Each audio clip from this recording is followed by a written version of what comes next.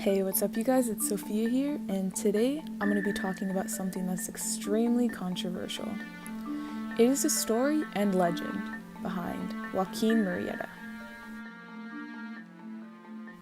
The popular legend of Joaquin Murrieta is the story of a peaceful man that is driven to seek bloody revenge when he and his brother are falsely accused of stealing. According to a Legend article, after him and his brother were accused, his brother was hung and Joaquin was horsewhipped. His wife was said to be gang raped, and in some versions she died in Joaquin's arms. In turn, Joaquin hunted down all who had harmed his love and everyone who got in his way. He pursued a violent career that brought death and harm to his Anglo tormentors. The state of California even offered a reward of up to $5,000 for Joaquin, dead or alive.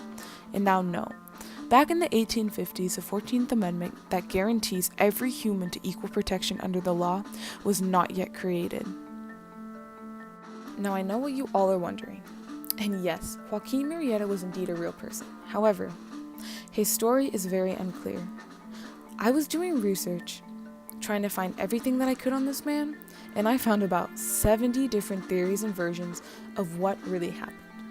But what we know for a fact from church records is that Joaquin was born in the Mexican state of Sonora in 1830. What is highly debated is whether or not when he was migrating to California, if he encountered racism and discrimination or not. A writer that goes by the name of Grace Alberta reports that Joaquin was unable to make a living legally in Murrieta, California, and had began his outlaw career in the footsteps of his brother-in-law, driven by greed, not social injustice that was commonly reported. He himself was responsible for turning his ways from legal to illegal. Also, according to numerous articles, there was no evidence from either court records or newspaper clips of him getting whipped or even that his brother got killed. It was proven that Joaquin's brother was never lynched, as reported. His brother returned to Mexico and, according to family records, was still alive in 1860. Now, getting to his character in the book.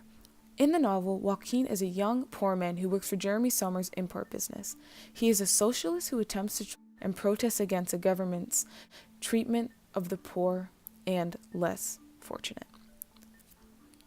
He woos Eliza with his intelligence and spirits, so rude, but it's really hard to fathom whether or not he actually falls in love with her.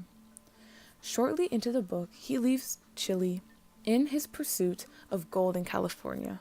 Stories about him in the community start to fester, especially after Jacob Fremont begins to spill the tea, saying untrue things about him in the newspaper, about his whereabouts and activities, and even renames him to Joaquin Murrieta. He is found dead at the end of the story, being shot by a group of mercenaries as they try to rid the West of one more notorious quote-unquote Mexican outlaw. So I believe that Joaquin is an activist in the novel. He really wants to fight for the people who are less, the people who get picked on, the people who get paid less, people of color. But once you do one criminal act, it leads to another, and then you get roped down this long, long slope of doing bad things. And I feel like he just got caught up in the glory, got caught up in the thrill, and that's what happened in The Daughter of Fortune. However, in real life, I don't know if that's the case. I think that there's a lot of controversies, and there's a lot of that in some cases, saying that Joaquin was an activist is extremely offensive, and some people believe that saying that Joaquin wasn't an activist is extremely offensive. So I think that everyone is entitled to their own opinion about this topic, and I had a lot of fun researching, even though I was left a little confused. But I hope you guys enjoyed this video. I had no fun making it. I spent all day because I can't speak correctly. But yeah, see you guys in the next video. Just kidding, I'm not a YouTuber, but I got dreams that keep me up in the dead of night, telling me I wasn't made for the simple life. There's a lot I see, but it's far in the distance. show me some